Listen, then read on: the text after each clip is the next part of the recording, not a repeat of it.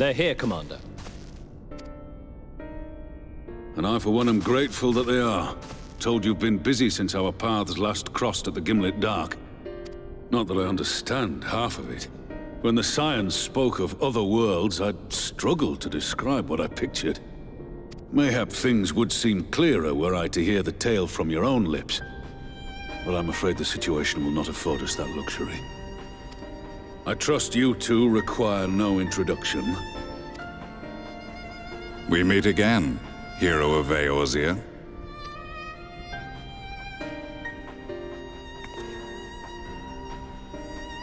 Must we repeat this ridiculous display?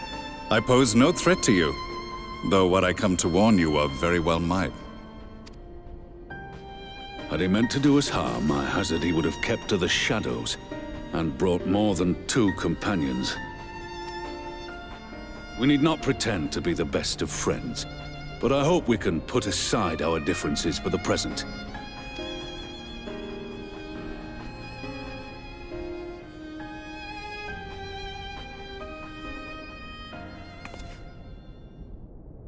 As you are doubtless aware, Sir Estinian and I cooperated to rid the world of Black Rose in your absence. Our journey together took us as far as the Imperial Palace, where we witnessed Emperor Varus meet his death at Xenos' hand. Being the sole witnesses to this crime, and in no position to defend our innocence, we were then forced to flee, each pursuing his own avenue of escape. When we were later reunited, Estinian claimed to have encountered an unfamiliar kind of machina during his flight, but to me his description seemed anything but, and upon further investigation I found that I was right.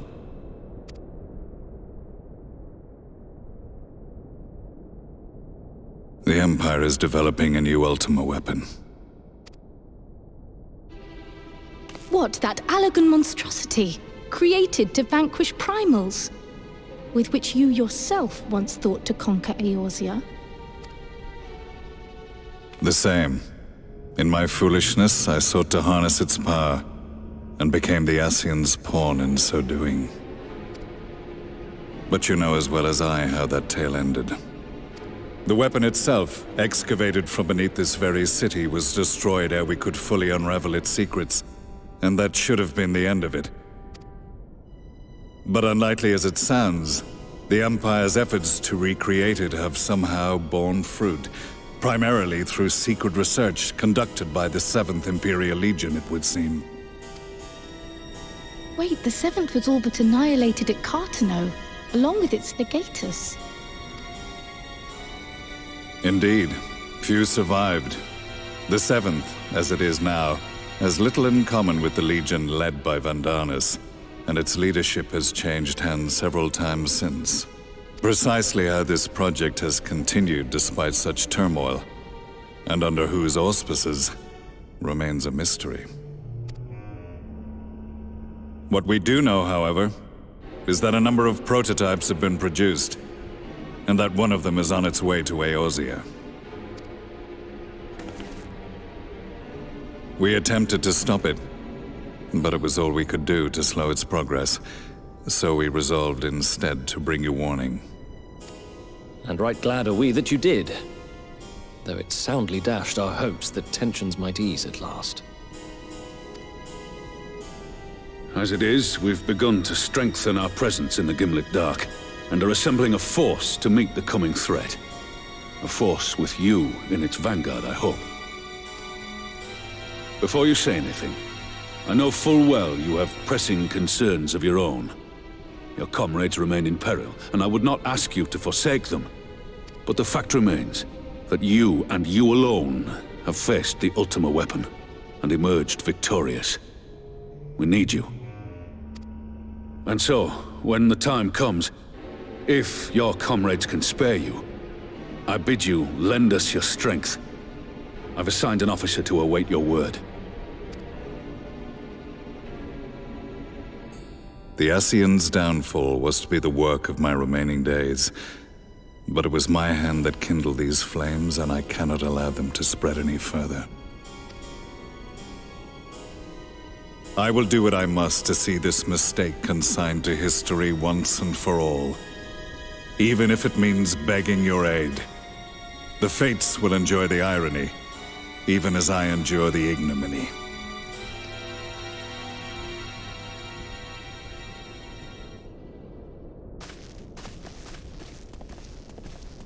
I too shall make for the border and offer my skills, meager though they seem in such company. Mayhap we shall meet there anon.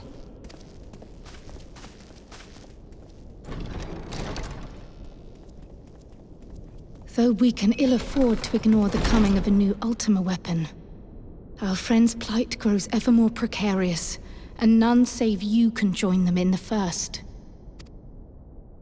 I only hope you are not forced to make a choice.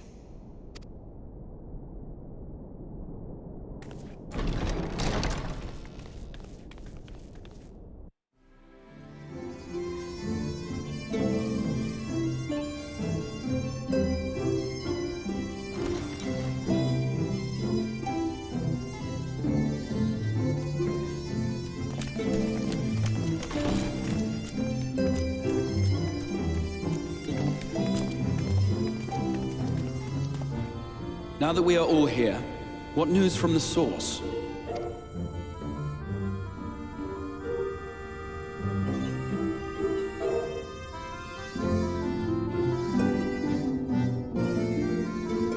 A new Ultima weapon? We must count ourselves lucky that Gaius has pledged his assistance. While this is indeed a worrying development, I think the state of the Empire as a whole greater grounds for concern. With the Emperor slain and Xenos returned, it is impossible to predict how matters will unfold in Garlemald. The Ultima weapon may be but the first of many unpleasant surprises. The situation beareth closer observation, of that there is no doubt, and doth compound our need to return unto the source.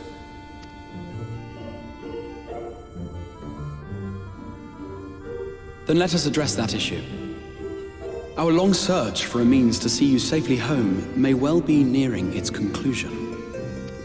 Thanks in large part to Urianger and Beklug's invaluable insight, we have succeeded in fashioning a vessel for the journey.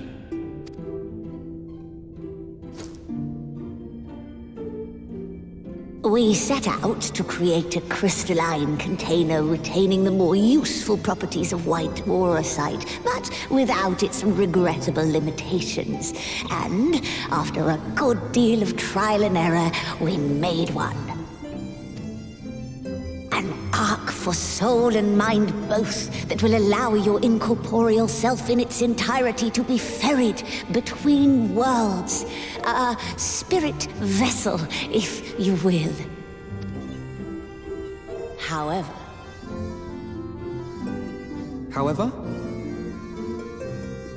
Though the vessel is possessed of the requisite qualities to hold mind and memory, it wanteth yet for a means to receive of them. For that, we must needs imbue it with the Exarch's innate gift. A gift that lives on only through the blood of the Allagan Emperors, which certainly does not flow within aurosite or any other crystal. Just so, milady. The blood serveth as a conduit of sorts. In its absence, memory cannot pass from mind unto mind, nor from flesh unto crystal. That being the case, we must either alter the process of inheritance so as to require no such thing, or determine a means by which my blood may permeate the vessel. I am hopeful that the records found within this tower will yield the knowledge we require to pursue one or the other of these avenues. As well you should be. The Allagan's body of etherological research is extraordinary. I can scarce believe it the work of ages past. But its underlying principles are not so very different from those of my own field of study. Given time, we will find the answers we seek.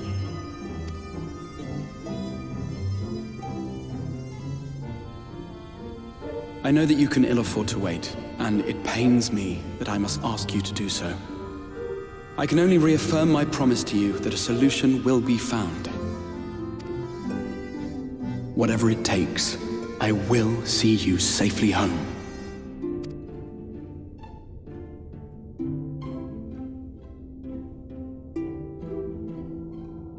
My apologies. I do hope you haven't come to tell us that mortal peril fast approaches. No. I had hoped to speak with the Warrior of Darkness. But there is no need to cut short your meeting on my account. I will be waiting outside.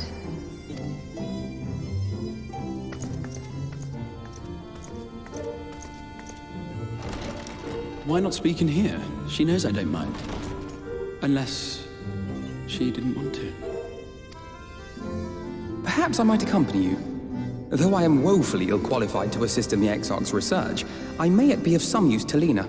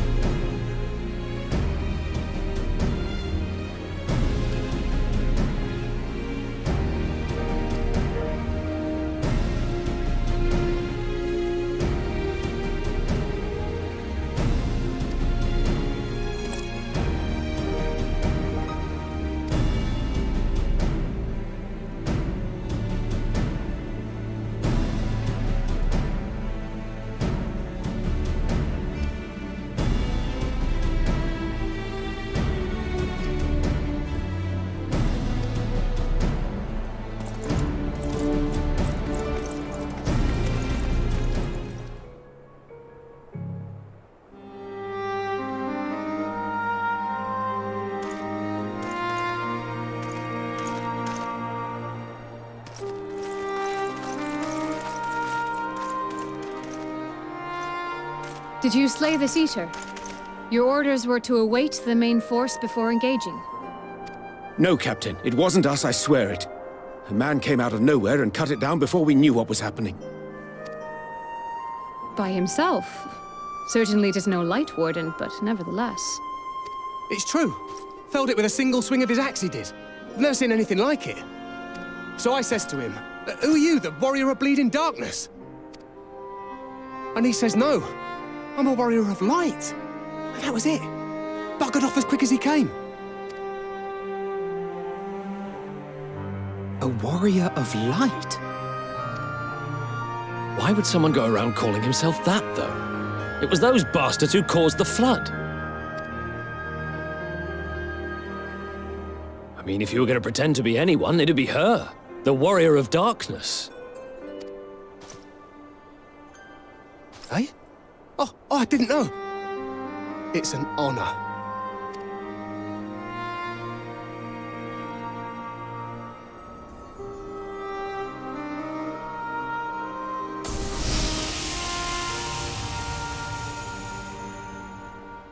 Since the Eater is no longer a threat, our work here is done. Return to your posts.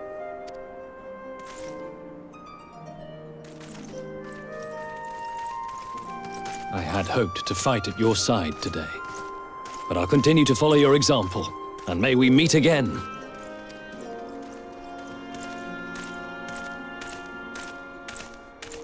I apologize for the wasted journey. It seems I overestimated the threat.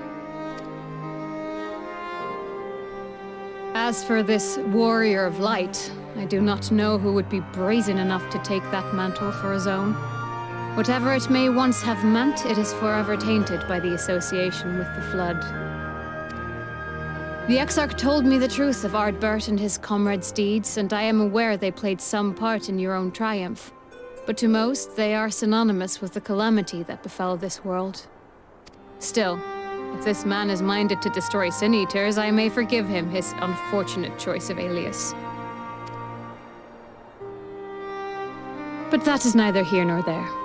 I thank you for accompanying me. With that concluded, shall we return to the Crystarium? There is a proposal I should like to make.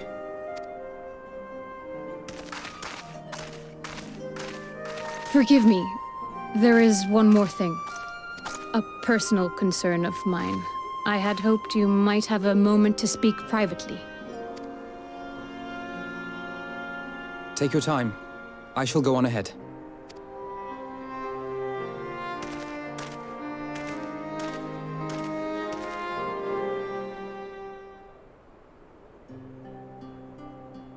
I will not mince words. This matter concerns the Exarch. Though his countenance belies his age, his demeanor never has. He has seen more than any man should and grown ever more weary with time. But I see I give the wrong impression. While it is true he attempted to open a letter with a salmon fillet the other evening, we are not here because I suspect his mind is deteriorating. Nor do I believe him to be so maddeningly unconcerned by the prospect of his own death as he once was. Indeed, the opposite is true.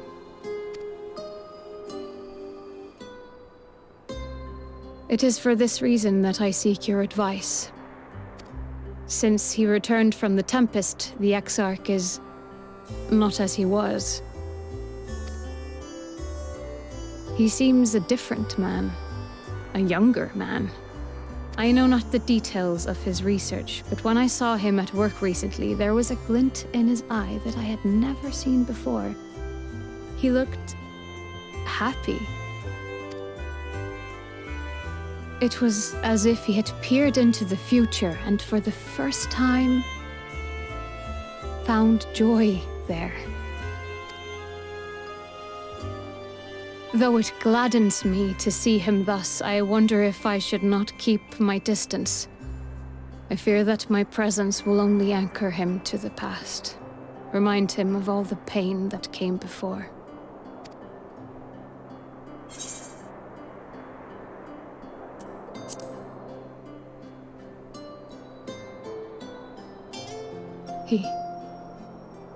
Are you sure? Then perhaps we might remain as we were. As we have always been.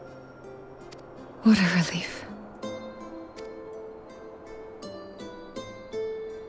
In that case, I will have to speak with him about the amount of time he is spending at work. This research is important, I know, but if he refuses to consider his own health, I will have to consider it for him.